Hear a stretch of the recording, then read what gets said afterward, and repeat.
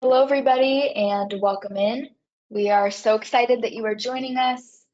Today, we have a great demo in store for you. Just going to give everybody a few minutes to filter in so we can make sure we're at maximum capacity before we begin. So now is a great time to get situated, grab some water, coffee, and we will get started in about 2 minutes. Thanks for your patience.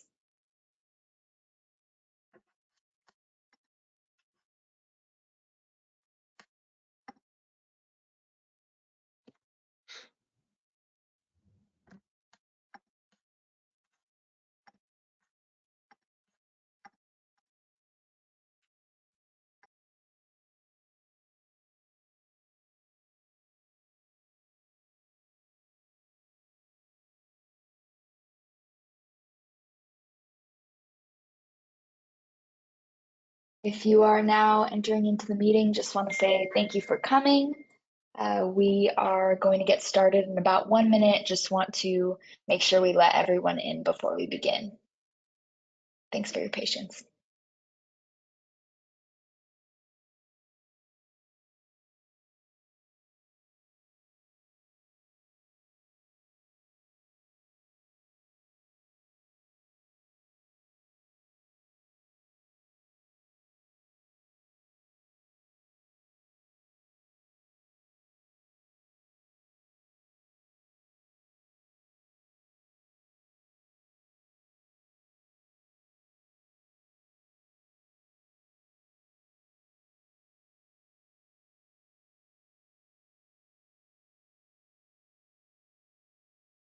All right, looks like we are ready to rock and roll.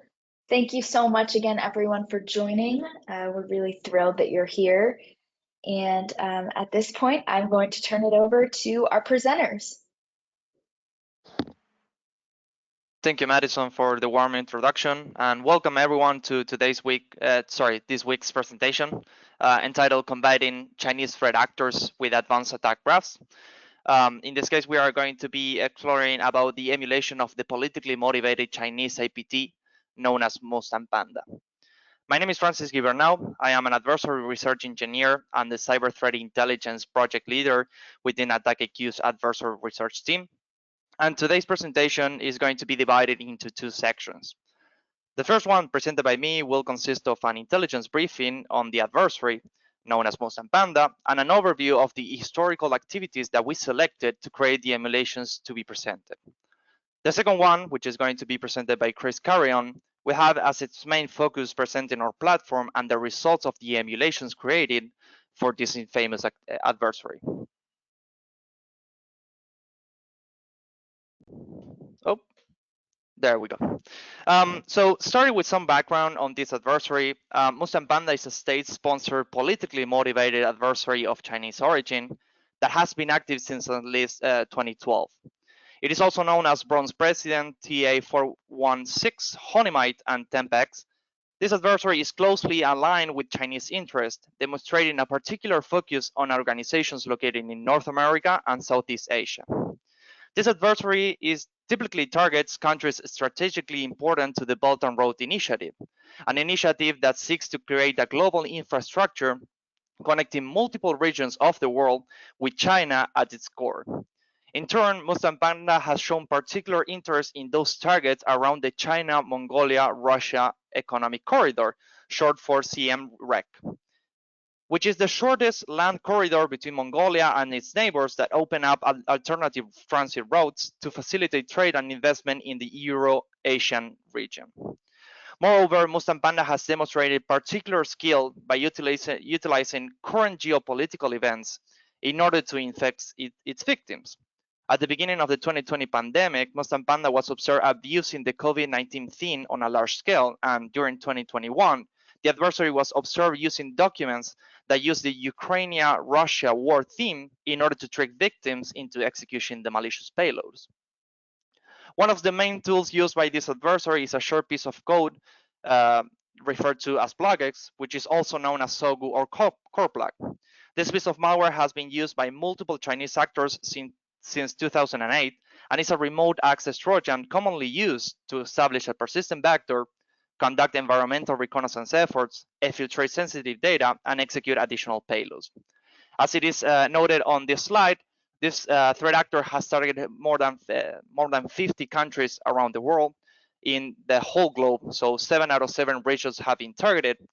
And in this case, the threat actor has mainly focused on 6 out of the 16 sectors that AttackIQ is currently tracking using a custom taxonomy. In this case, civilian institutions, defense industrial base, education, government, professional services, and the technology sectors.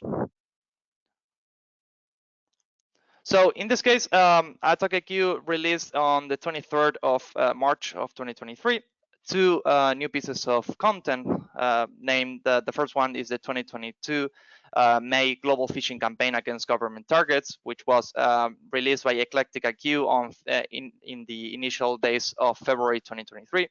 And the second one is a European Commission themed lure that leads to a PlugX infection, a report that was released by Trend Micro on November of 2022. Starting with the first attack graph, which is the global phishing campaign, took place between March and May of 2022, in which the threat actor was observed conducting a global spear phishing attack against the government and education sectors in 43 different nations. During this activity, the adversary used fake Google accounts to distribute malware via attachment or Google Drive links. The actor leveraged a newer malware family called ToneShell and its loader Tonins. Once this was achieved, those reported so far to be unique to this specific threat actor. The primary goal of this attack graph is to establish a foothold and make initial connections to the actor's infrastructure. The attack graph begins with the downloading and save of a malicious zip file that contains a legitimate executable and the Tonins loader. The legitimate executable is used to perform the DLL side loading technique of the Tonins payload. Once this is achieved, persistence is obtained through a scheduled task named service-hub.test Windows Store host. On the second portion of the attack, a second legitimate executable and the backdoor known as ToneShell are saved into the system. In this case, the backdoor is executed in the same way of ToneSeals via DLL side loading. This is followed by the environmental discovery stage of the attack, which ends with the exfiltration of the collected data through a custom web request communication scenario using HTTP requests. The second attack graph, entitled the European Commission Theme Lure Leads to PlugX Infection, took place in December 2022, when the threat actor was observed targeting multiple entities in Europe using a new custom variant of the PlugX backdoor. During this activity, the adversary used a malicious optical disk image, an ISO file, with the objective of evading the mark of the web feature, a security mechanism developed by Microsoft that aims to display a security warning before executing any file downloaded from the internet. When double-clicked, the ISO file is mounted and executed, which contains within a shortcut link decoded as the European Commission theme document lure. This file is then used to deploy the PlugX, which leads to the exfiltration of sensitive data. This attack graph begins with, it's acting up. This attack graph starts with the downloading and saving of the ISO image. In this case, it's mounted and the payload contained within is executed. After that's done, it's followed by the saving of the shortcut file used by Mustang Panda, which acts as a dropper for 3 files: the PlugX malware family, the PlugX loader, and finally a legitimate executable, as often seen in previous activities of the threat actor. In this case, the loader is subsequently executed through the DLL search order hijacking technique. Once this is complete, in the second stage of the attack, it injects the loader injects the PlugX backdoor into a running process, which after this obtains persistence through registry run keys. Once the persistence has been achieved, the backdoor is going to aim to do a check-in request into the infrastructure of the adversary. And after this is completed, the discovery phase of the attack is kicked in. In this case, many discovery scenarios are executed in order to collect information about the environment, such as file and directory discovery, system information discovery, system location discovery, network configuration, and so on. Once everything is complete, information located also on peripheral device discovery and removable media. All this information is exfiltrated to the C2 infrastructure of the adversary. In this case, we are using the exfiltration of sensitive system data, which is emulating the behavior observed during this attack. With this, I complete the intelligence part of this presentation. From now on, I leave you with Chris to present us the results of the emulations and the reports that you can extract from our platform regarding the prevention results and the detections of the activities. Chris, take it away. Thank you, Francis. I'm going to go ahead and share my screen now. So please bear with me.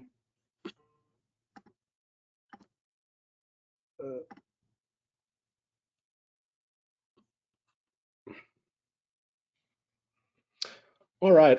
Thank you again, Francis, for that wonderful threat intelligence brief.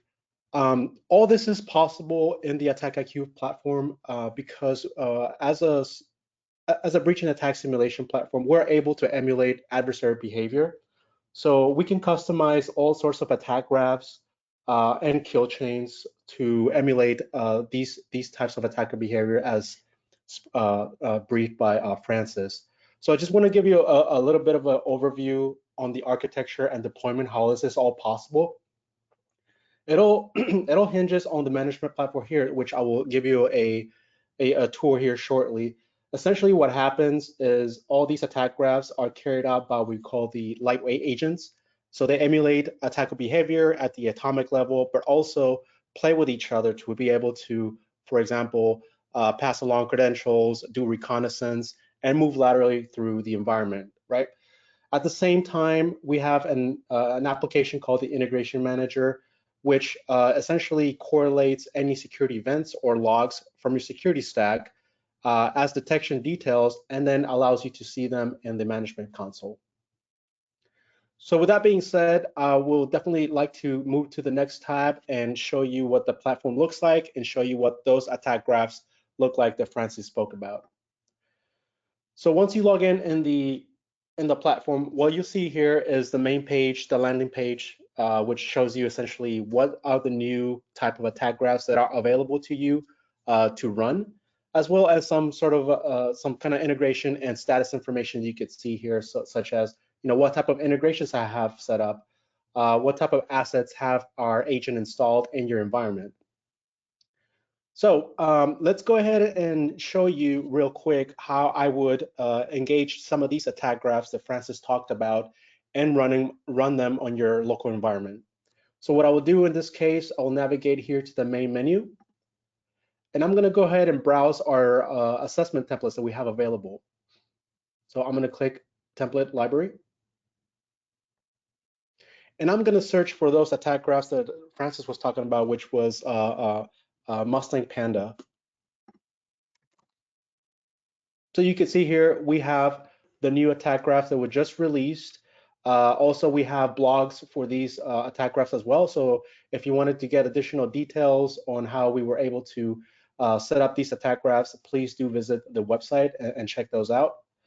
But what I will do here is essentially I will click on the details to show you where we got this information. So you have a nice description here of where we got this information, a link, some of the configuration notes that you might need to do to run this attack graph. And once you read that, you also have a quick overview of the types of reports that are available to you. So you'll have the executive summary, which is at a high level, essentially is telling you what security controls were exercised in your environment as it relates to the attack graph that was run there, and also a detailed report such as what are the scenarios that were run, what are the outcomes of those scenarios, were there any detections, sort of more granular information that your defenders, blue teams, red teams can use to kind of carry out an investigation and execute some mitigation, and then maybe you can test again and be able to see that your mitigations actually improve your security posture because we are emulating attacker behavior here. So once you read the description and the types of reports that you can get, we'll simply click Create Assessment, and then go ahead and create a new assessment.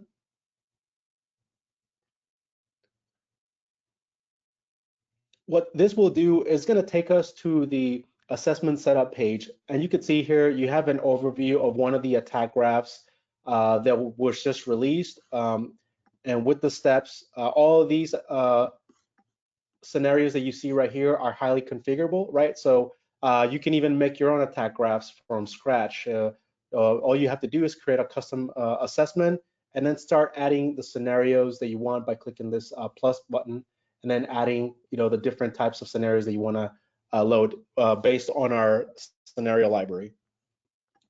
So once you see this attack graph in this setup page, all you have to do here, depending on what the attack graph entails, is we're going to select the assets that are going to carry out this attack graph. So again, speaking to your assets you have deployed, the agents that have those, the agents that are installed in those assets, it's very nice to be able to select the assets here. So for example, I'm going to go ahead and select this asset that has a CrowdStrike endpoint security tool installed. That way, I'm able to evaluate and validate, the CrowdStrike security policies, configurations, so on and so forth, and really tell me information as if, my tool is effective against these types of attacks that I'm about to run on my environment. So the good thing is that you can choose more than one. So if you have more than one security tool, for example, maybe you're running a microsegmentation solution that has the agent installed there, you can choose multiple assets and be able to engage those at the same time. That way you're getting more information, you're exercising more controls, more policies, and that way you're getting that feedback and be able to better assess your security posture. So for this case, I'm just going to go ahead and select one asset to test, and then click apply. Once the asset is loaded and you see the attack graph, it's only a matter of clicking continue, right? So that's essentially what's going to allow you to run the assessment. But before I do that, I did want to kind of highlight a few key items here as it pertains to attack graphs. These attack graphs essentially have a logic overlaid, right? So for example, if this scenario, which is going to download the Mustang Panda payload toolkit, if this scenario is prevented, then we can say then try this alternate step, right? So this is sort of how an adversary would behave, right? So it's going to try to go around any limitations, any activities that are prevented by your current security controls. It's going to try to go around that, right? So that's the idea here, is that you can build your own attack graphs, or you can just engage the ones that are available in your assessment library, and just know that these have some logic, some reasoning behind it, right? So if I zoom out, you could see sort of the the overall arching attack graph logic, right? So as it moves through the steps, from initial access, reconnaissance, ladder of movement, exfiltration, exploitation, so on and so forth, just know that these have that sort of logic, so that if one scenario or one technique is prevented, then we're going to try to accomplish the same objective in other ways. So I'm going to go ahead and scroll down here again. Once I have set up my assessment, I loaded the asset here that I want to test, and I simply click continue. And now I have the option to either run it on demand, or I can even schedule it, right? So I can schedule it to run at a certain point in time. Maybe you want to run it continuously, right? So if you want to run it every week, to give you an idea of any changes or policies and configurations that might happen, right? So we know that environments are always dynamic. There's always updates in your systems, right? So nothing is very static. Things are always changing. And I'm talking about things like configuration drift, where you should be able to, test highly, advanced attack graphs continuously, right? So that's an option as well. So, all there is to do here is click run. On the next tab, I did actually ran this attack earlier, so you could see sort of the results that you would be getting. If I go back here to the Mustang Panda assessment, You could see that on the prevention side, we have a lot of things that were not prevented. And also we have some detections, right, from our CrowdStrike console. So let's take a closer look at what that means, right? So I'm going to go ahead and click the latest result. And you could see here that the outcome overall was not prevented. This is the asset that we were testing under this privilege. And you could see the detection here. There were some Falcon security tools and also boundary security tools that were exercised as part of this attack graph. So if we want to drill down further, we simply click on that result. And here you could see sort of what happened when we ran this attack graph, right? The first scenario was prevented. And so because of the logic, it's going to move to step 2. Where we're gonna save the payload, the tool on the system itself. And as Francis mentioned earlier, right, it's gonna go through different phases of the attack, where it's gonna do different techniques around the path here, and all the way down to the end where essentially it's gonna try to establish a command and control a channel for this type of attack, right? We also give you a sort of a view that kind of speaks about where, well, this scenario was prevented, but I want to see the additional details of what happened at the agent level. So you could see that activity if I click expand on the activity details. So you could see here, we're very transparent with the breach and attack simulation methodology, right? So we're not a black box or a gray box. We're an open and transparent box. So at the agent level, you do have access to see exactly what happened on that system. Same thing with the rest of the phases of the attack, right? All of these were not prevented, but we are targeting endpoint security controls, and you could see here the name of the scenarios themselves, the assets that were tested, and the technologies that were exercised. You also have some additional system details like the IP address and operating system available to you, and you can expand each of these to show you more details as it pertains to the overall attack graph here. Which each of these, you also have mitigation details, right?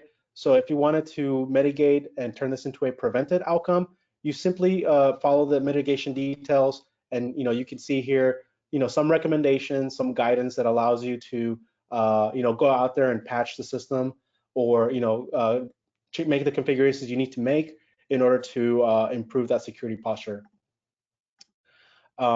Furthermore, you do have access to all the IOCs or indicators of compromise that were used as part of this attack, right? So you have access to all the files, file names, hashes, directories, directory paths. So if you wanted to do a little bit of, let's say, forensic work, maybe some retroactive threat hunting, maybe you want to start designing detection rules, this will be very useful for that, because we'll allow you to see exactly what processes were executed within the attack scenario and within the attack graph as a whole. All right, so I just kind of sort of gave you the 10,000-foot view, and then we drill down into some more technical details here. The next thing that I want to talk about is the reporting, right? So you saw that you saw the outcomes, the results live for this assessment in the platform. But what I really like about this is that you can go to the report section here, and you can create reports that address different audiences, right? So if you're talking to your executive leadership, maybe stakeholders or board of directors, maybe you're talking to your technical management, right? Or your technical operations team, right? SOC floor, blue team, red team, those sort of audiences. You can create reports that directly address their needs in their language. So what I'd like to show you here exactly, just very easy to add a report. All you do is click this button.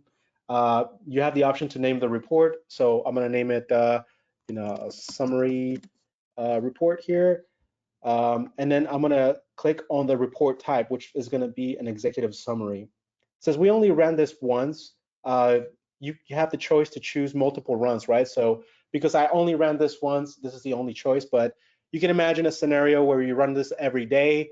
You might have different outcomes. Maybe there's a dip in the posture, right? Something happened where you're not preventing any of the scenarios. So you could choose the assessment run of that day or that time and focus on that. So we're going to choose this assessment run, save those changes.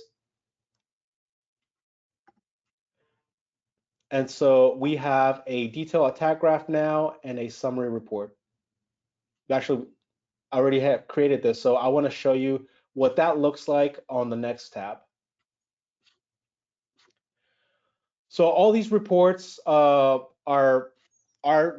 created in real time, right? As soon as an assessment is finished, you can go and create a report. You can email it and download it as a PDF. You can edit it as well. So if you want to add your own company name, you can also add banners at the top, at the bottom to indicate the sensitivity of it, perhaps maybe a TLP red, that sort of information you can add to the title page. And then as we scroll down, it sort of is going to give you an overview of what the attack graph was, right? So you have the executive summary and the definition. So just so everybody's on the same page here. So as I scroll down, you could see that all the steps in the attack graph are delineated here. The scenarios are mentioned, and also sort of a logic. If step 0 was prevented, then what would happen next? We will go to step 2. If it wasn't prevented, then we'll go to step 1. As we scroll down here, you're able to see some of the technologies that were impacted. Some of the, if assets were in the attack that did not finish, you'll see those here. And some of the assets that were exercised as well, right? So you saw this earlier in the assessment setup page, and it has that system information, the operating system, and the IP address. For this specific asset, again, we're gonna show you and list all the steps that were involved and the outcomes. So the green indicates it was prevented, the red indicates it was not prevented. So overall, I would focus on, fixing, step 2 and down, because, we were able to essentially block this activity, but because we designed the attack graph to go through the rest of the attack graph anyway, this is a good way to show exactly which scenarios failed and what you can do about it. You'll see on the detection side is also working. So on the background, as I mentioned earlier in the first slide, the integration manager is querying the security tool, in this case, CrowdStrike and Palo Alto firewall consoles, to gather that information and bring it back into the report, right? So it's still working on that. So I created this report just to show you that the outcomes in terms of prevention are available. But as soon as the detections are finished, you'll see the detection outcomes here as well. Because we're talking about here, this specific report is a detailed report. You're going to have the ability to see all the scenario details as well. So a lot of these scenarios involve subphases, which you can see here. And this, again, kind of speaking to the transparency of the platform, you should be able to see exactly, all the observables that are involved in this on each of the phases of the attack graph. So because this has quite a few number of scenarios, it's going to list them all. But again, this is geared towards your technical team, right? Your operations teams. There's going to take a look at this information and say, hey, I need to know exactly what happened on that system, why it failed, so I can, mitigate, that activity in the future.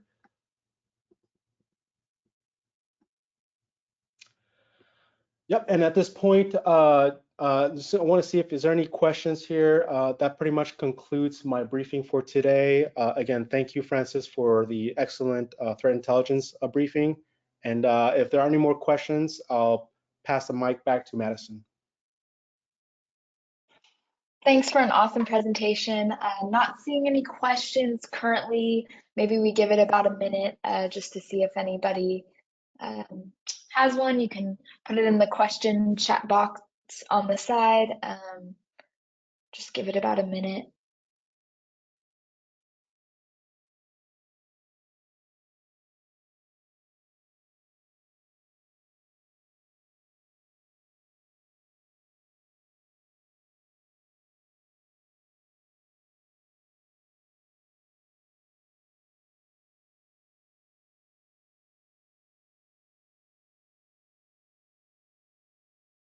Chris and Francis, I'm seeing some pop up. Hopefully you can view those and maybe answer a few if interested.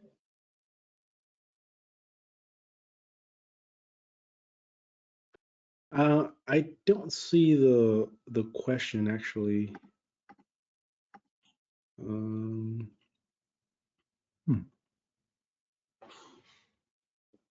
Yep, me neither. Oh, I see. Thank you, Madison. So the question is, overall, the report would indicate to patch or update a host for a suite of hosts. That is correct, right? So the idea here is we're gonna tell you the why it failed, right? uh, think of this as when you think about breach and attack simulation or security control validation, we're really highly focused on the controls that are supposed to be protecting those hosts, right? So in terms of patching and updating, that's absolutely something that you should look into.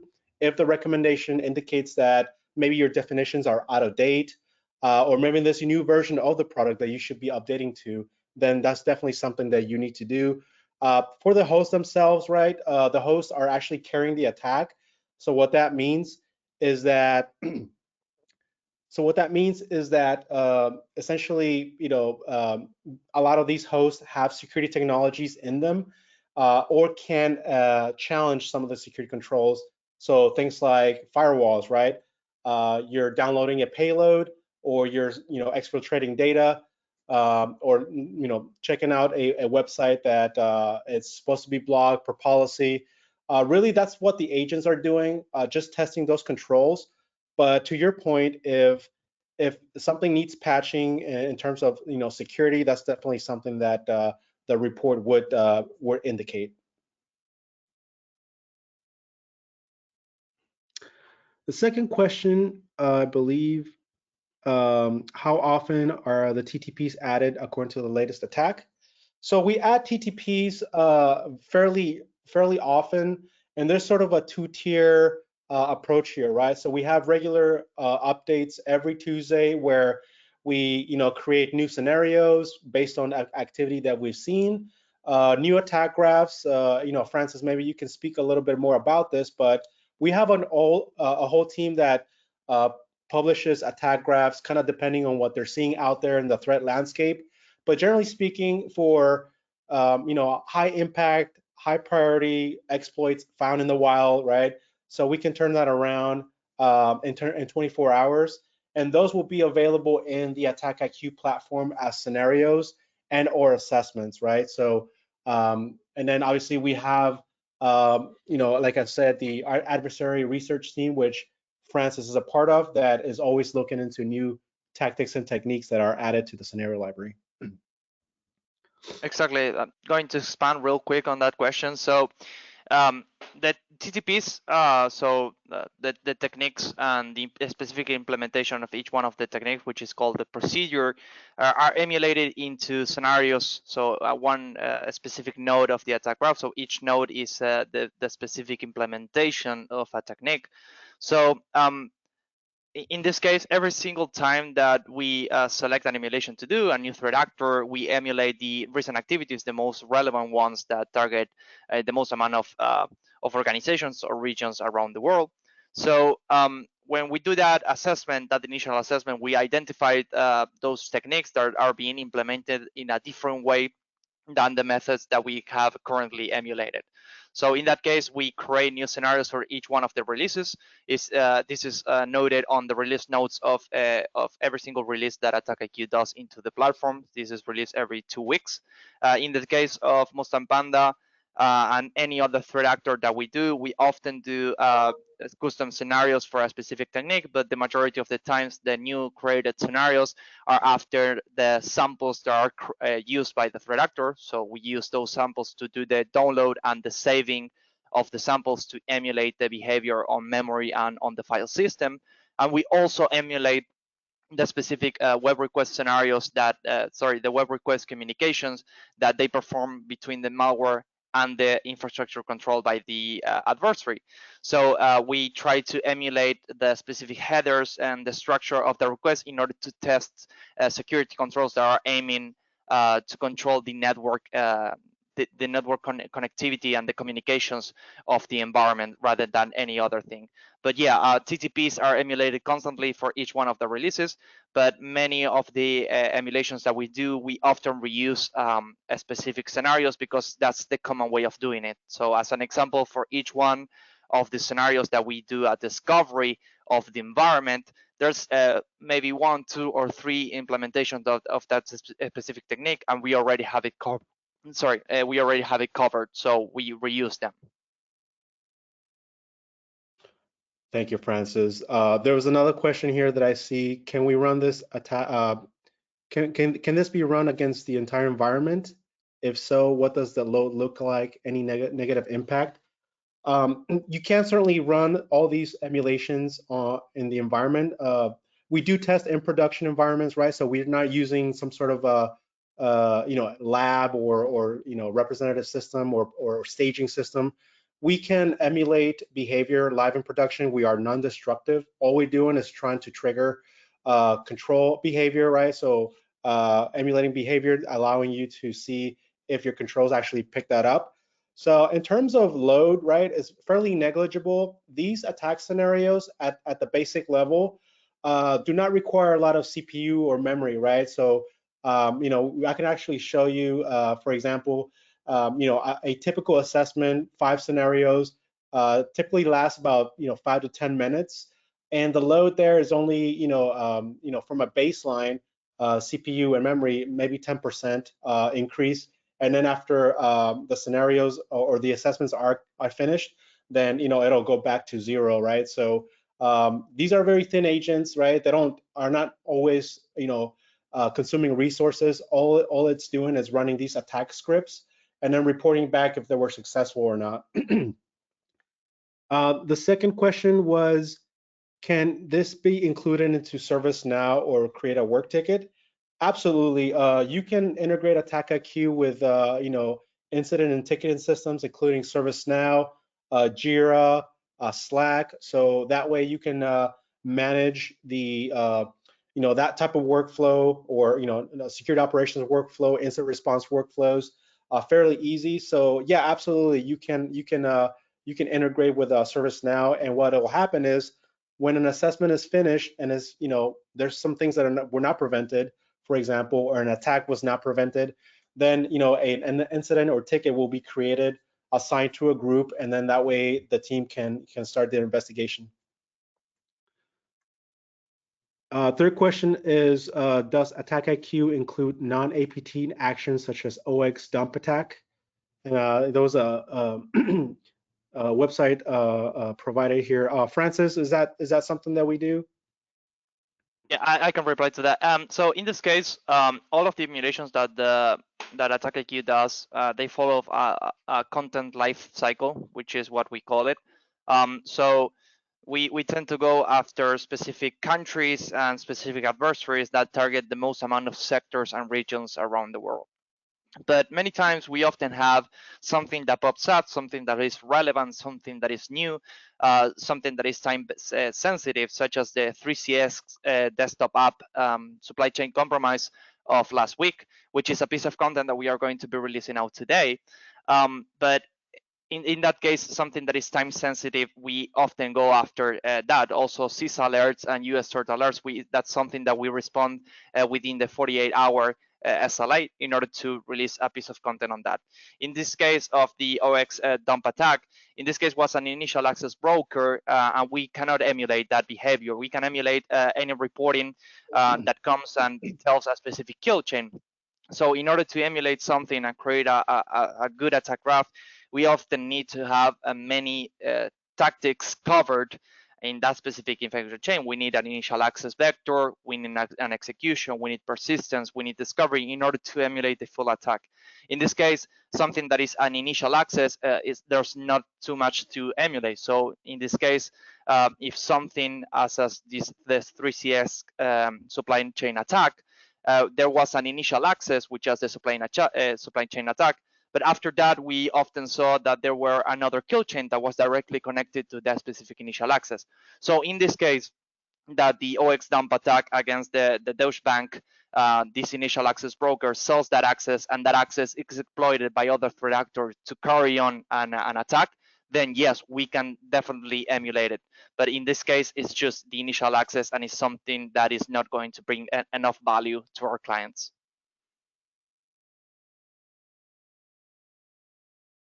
All right. There was a question here in regards to load. What about a shared virtual environment? Where is the agent installed? Does your report provide a solution or a reported threat? So, these agents are installed on environments like Windows, Mac, Linux, and also in containers, right? So you can deploy a container. So if you're, talking about a shared environment, the same thing applies, right? This agent is going to momentarily execute attack scripts. The load, again, is negligible because, we're only running a few scenarios, and then it goes back to stealth mode, right? So either a virtual environment or sort of a typical on-premise deployment, right? We're still installing in those systems, and again, the idea here is that we're exercising those controls by doing these types of emulations. Yeah. So to answer your question, it's going to be installed on a local system, whether that be virtual or real, right? So and then obviously with your inventory of assets that have those agents installed, right? You can manage them around, so you can actually organize what you're testing. A group of assets, maybe in a business unit or a different division, a VLAN, for example, some sort of enclave, right?